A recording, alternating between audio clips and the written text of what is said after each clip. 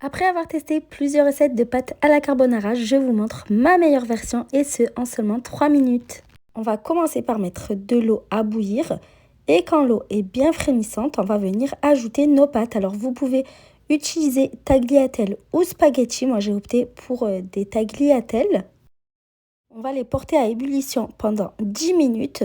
Pendant ce temps-là, on va casser dans un récipient 3 œufs. Vous pouvez rajouter un jaune d'œuf si vous le souhaitez. On assaisonne avec sel et poivre uniquement. Et ensuite, on va battre les œufs en omelette. Les pâtes à la carbonara, c'est clairement la recette de pâtes la plus rapide à préparer. Ensuite, on va ajouter une grosse poignée de parmesan. Et on continue à bien mélanger le tout. Pour rendre ça encore plus crémeux, j'ajoute 20 ml de crème liquide. Vous pouvez très bien vous en passer dans la recette de carbonara classique. On ne met pas de crème. Après, c'est selon les goûts de chacun. C'est vrai que moi, je préfère avec la crème. On aura ensuite besoin de 200 g de charcuterie. J'ai pris du bacon de poulet. Vous pouvez utiliser celle de votre choix. On la coupe en fines lanières et ensuite on va séparer toutes les petites lanières. On va ensuite venir ajouter quelques louches d'eau des pâtes dans la préparation à base d'œufs battus.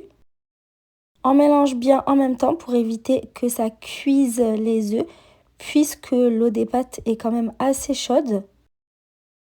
Vous mettez 2 à 3 louches. Ensuite, il n'est pas nécessaire d'égoutter vos pâtes. Vous allez tout simplement avec une pince venir les prendre et les déposer dans la sauce. Vous ajoutez les pâtes petit à petit et vous mélangez bien à chaque fois pour bien les imbiber. Veillez à ne pas en mettre trop, il faut que ça reste quand même assez sauceux. Ensuite, dans une grande poêle, on va mettre une bonne noix de beurre à fondre et on va faire revenir le bacon de poulet jusqu'à ce qu'il soit bien grillé. Donc, comptez 10 minutes environ de cuisson.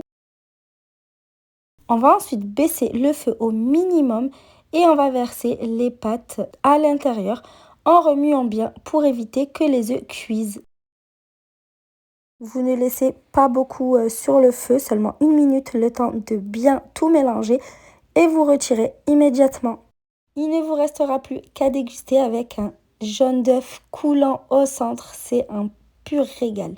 Vous parsemez également de parmesan et de persil frais. J'espère que cette recette de carbonara vous a plu et que vous serez nombreux à l'essayer.